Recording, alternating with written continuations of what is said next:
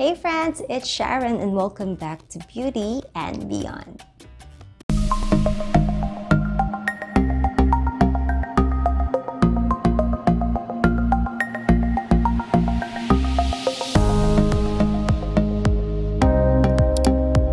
So hi, welcome back mga friendships. So today I will be doing a quick Japanese makeup haul kasi nagpunta ako ng Genki today and I wanted to show to you what I got from Genki. Medyo marami-rami sila guys, and yeah, because I'm preparing my makeup for a makeup client tomorrow. Ayun, so since naiwan yung mga makeup ko doon sa Pilipinas, so I need to stock on makeup dito naman.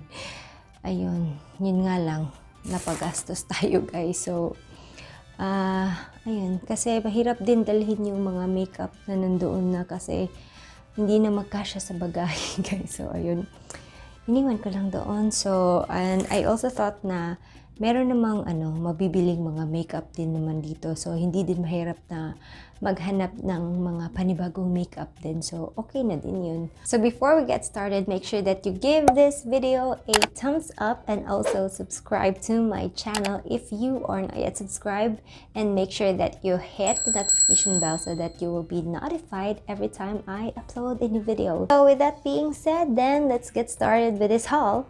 So mga friendships, let's get started na. So here are the bags that I got from Genki. I have, 2 bags here, and nakakatawa pa guys kasi nagbike lang ako pumunta doon sa Genki tapos naabutan ako ng ulan. Buti na lang Rookie is here to the rescue, kaya sinundo niya ako. So ayan, magsa-start na tayo para I just wanted to do this very quickly kasi gabi na, it is already 10, and yeah. Pero hindi naman masyadong maaga yung yung makeup appointment ko bukas, like mga 11 lang. So let's get started para makapag-prepare na din ako. So the first one that I got is eto. Nasaan na ba yung resibo nito? Hindi ko alam kung nasaan yung resibo nito. I'm just going to post the prices sa screen kasi hindi ko alam kung saan ko nalagay yung resibo. Baka nasa nasa bag ko. So the first one that I got is this cotton pads. Ayan.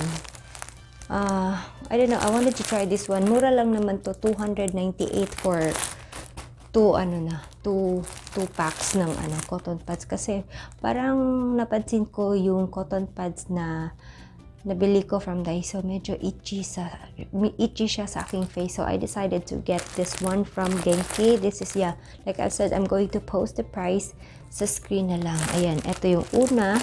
And then, pala guys, nilista ko talaga lahat ng mga kailangan po para I will never miss out the things that I need. Kasi ito mostly gagamitin ko talaga tomorrow. So then I also, this is so random, this is not makeup, but I got a DHC na zinc kasi gusto kong uminom ng zinc para mag-heal agad yung aking mga breakouts.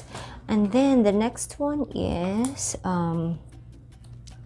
I got a hair curling lotion. Yan, curling lotion from Lise.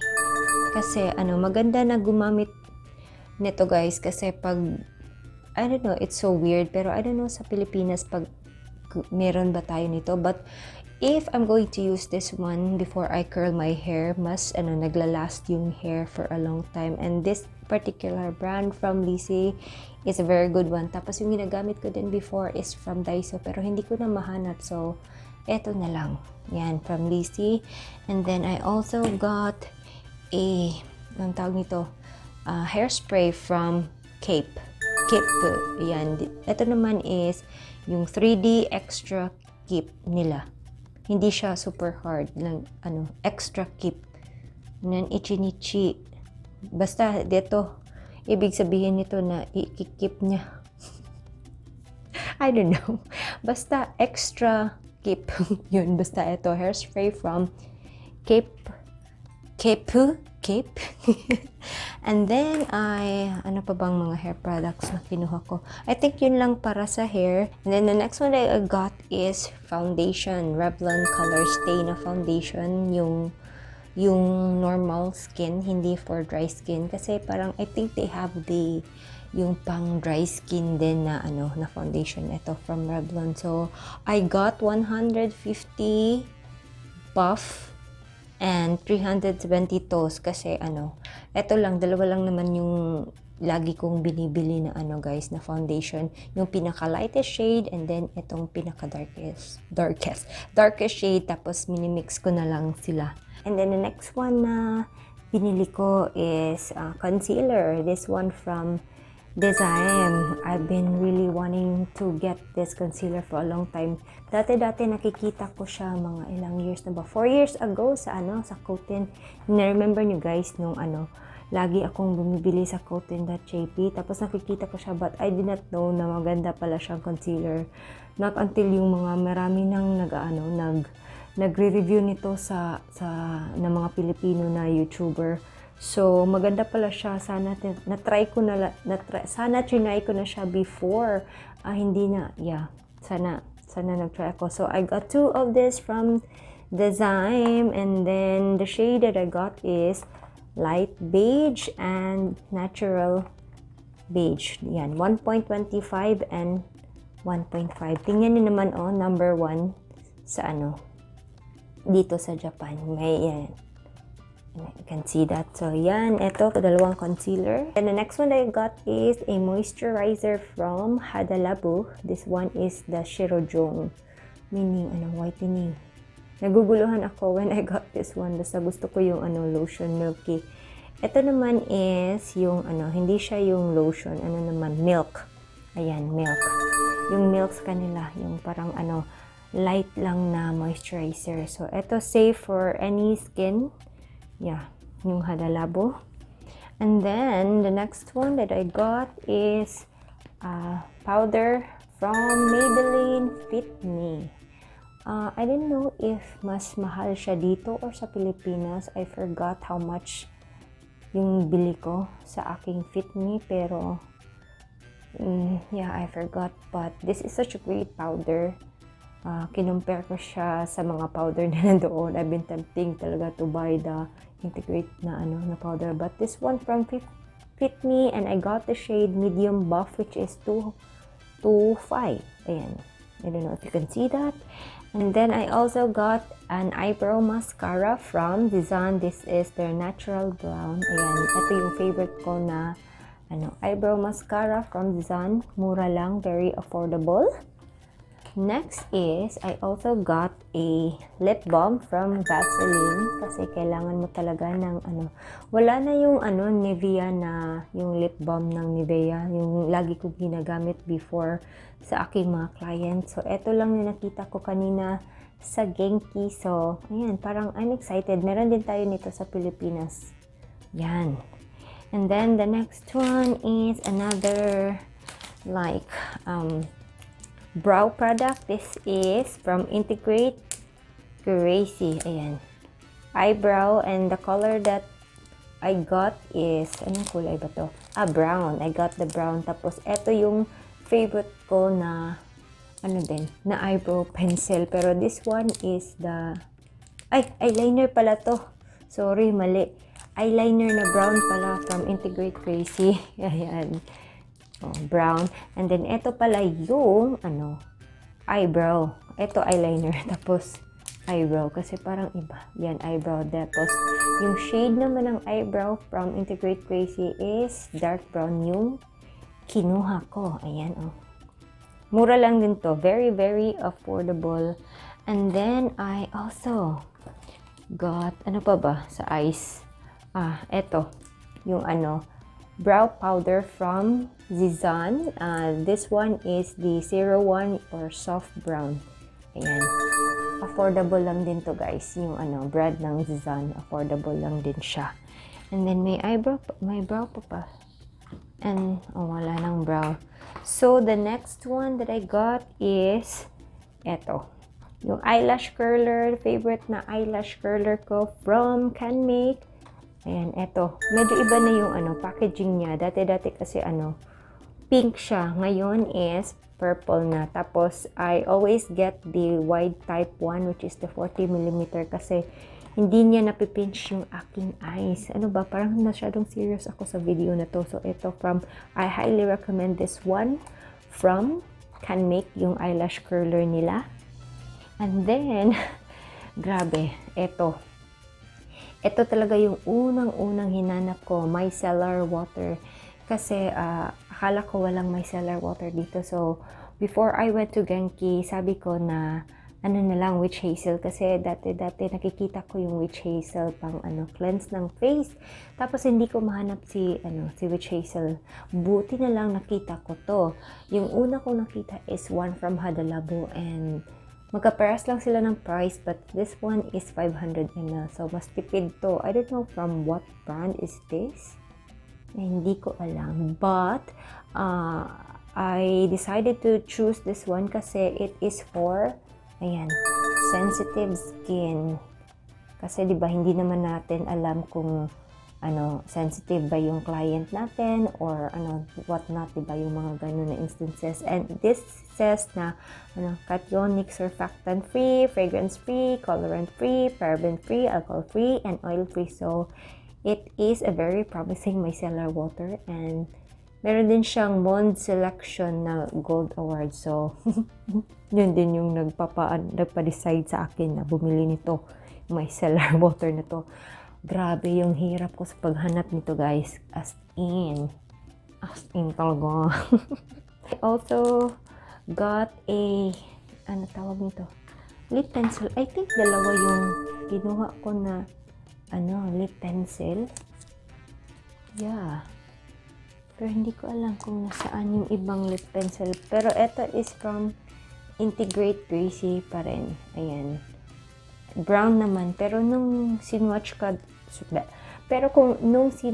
siya sa store, hindi naman siya brown, parang medyo darkish na corally color lang. Ito, akala ko dalawa yung kinuha kong lip pencil. I don't know, I feel weird. Basta ito, lip pencil. And then I also got another lipstick from Zizan. This is red. I don't know, maraming classic tong red parang orangey red siya. Ito yung this is a very affordable as well. Tapos ito yung shade niya. And then I also got a lip, anong tawag nito? Lip gloss from Zizan as well. Ang ganda nito, guys, hindi siya sticky kasi sinwatch ko din siya sa store. Maganda yung nila dito, drugstore, kasi may mga testers sila na available. So this one is 01 Coral from Zizan together. Yan. Bagay siya sa sa lipstick na to. And then I also got this beautiful parang glitter siya, guys. Hinahanap ko yung dati-dating glitter ko ng powder glitter ko sa Canmake, pero hindi ko mahanap. Ito na yung glitter nila. So this is number 10 yata na marami silang shades na available nito. Pero yung kinuha ko is ito kasi pwede siya pang topping ng any eyeshadow that you have, para meron kang mga glitterness. Glitterness, diba? So finally, I got my favorite mascara from Heroin Make, Kiss Me Heroin Make, which is the long curl mascara. Mas gusto ko to compared sa volume mascara kasi konti lang ang aking lashes, and if I'm going to use the volume 1, nagka-clump siya ng aking lashes. So, eto yung favorite ko. I chose the super waterproof kasi meron ding yung easy to remove this na ganito, yung parang film type something, kasi meron din sila mga mascara na ganun. Marami silang type ng mascara, guys, yung mga nawawash mo lang using warm water, tapos hindi mo na kailangan ng makeup remover. But this one is the waterproof type 1 kasi hindi talaga kaya ng lashes ko ng hindi waterproof. Ayan, I'm so happy na nag-meet na naman kami ng aking favorite na mascara.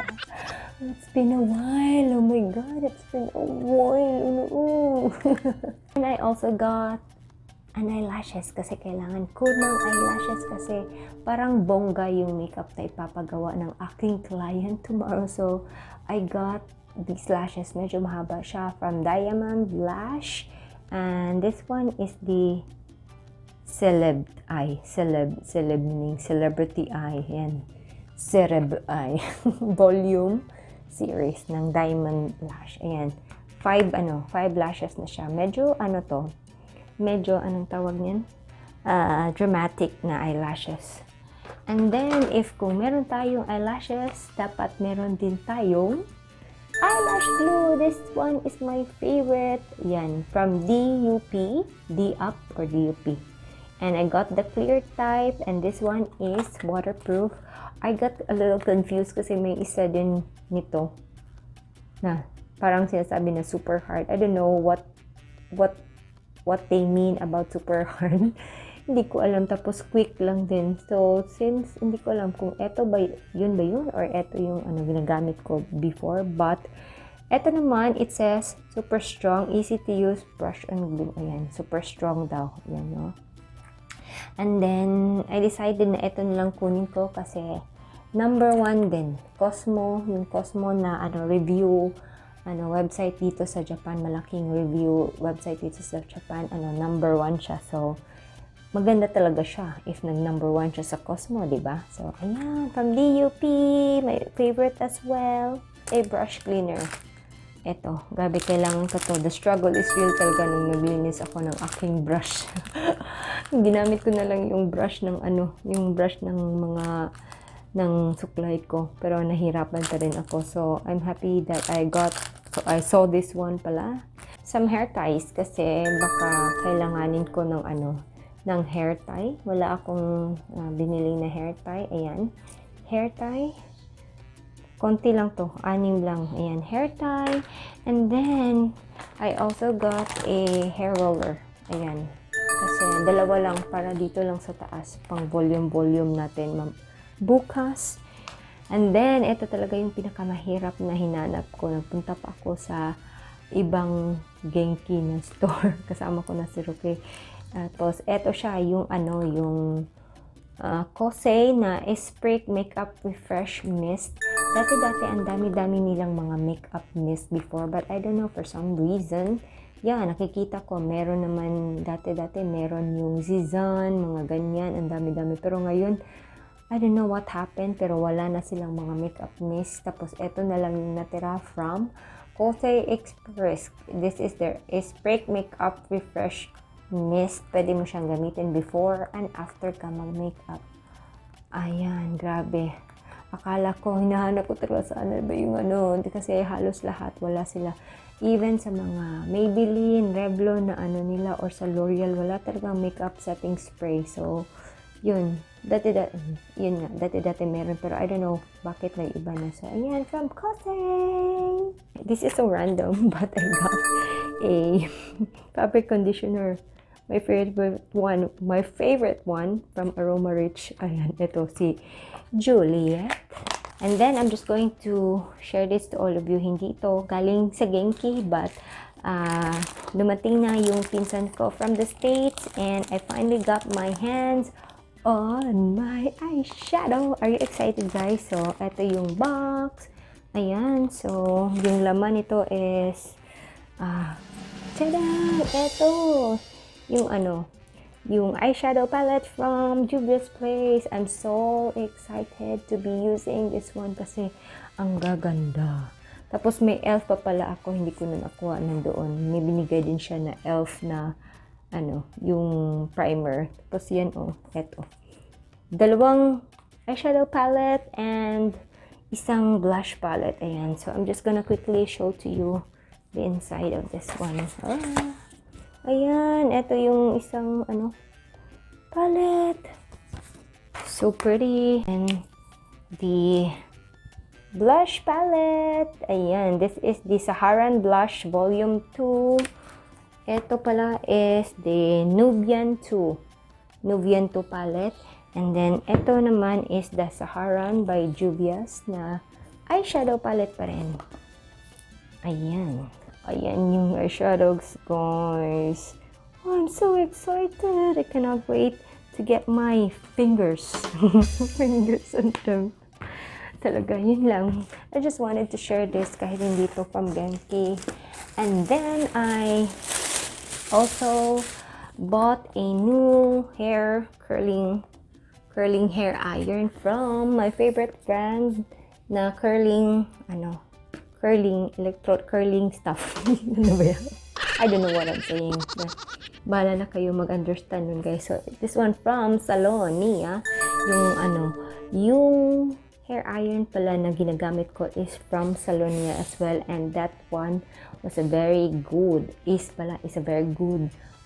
straightening iron kasi siya, pwede mo siyang gamitin overseas, pwede sa Japan, siya 110 to 240 volts. So anywhere in the world pwede mo siyang gamitin. So this one, yung kagandahan ng Salonia is yun nga, siya overseas, pwede siya overseas, and then din siya, may maximum na 210 degrees Celsius. Ayan, 210. Tapos may worldwide use. Yun nga, worldwide use. Ibig sabihin nun is pwede pang international use. So, ayan. I got the color in black, and this one is yung 32mm, yung malaki. Ayan, I'm so excited. So, I think that's all it, mga friendships, sa ating haul today. Yun lang naman yung mga nabili ko na makeup stuff. At dami ko pa talagang gustong bilhin doon sa Genki. Pero, hindi pwede. Mauubos yung pera natin. Oh my God, yeah. Pero, sa totoo lang, ang dami-dami talagang mga ganang makeup.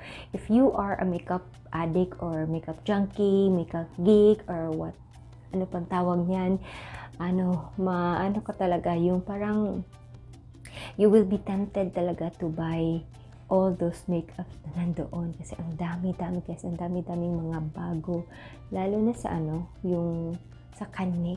Ayan, oh my God, I'm so excited. So yun lang yung video natin for today. I hope you've enjoyed watching this video. I hope that you enjoyed my haul, and hopefully in the future I'm going to do some reviews on the products that I got, especially yung ano bang dapat i-review natin dito, yung sa yung concealer, kasi yun lang dapat ma-review ko dito, yung concealer. I am so excited to try the concealer because I heard a lot of good news from that concealer. So ayan, so I think that's it for today. Ang dami ko nang sinasabi, dapat ko na talagang tapusin ito, guys. So, I hope you enjoyed watching today's video. And always remember that makeup is not a mask worn to hide oneself, but rather it makes you a better you. So, I hope to see you on my next video. And bye, mga friendships!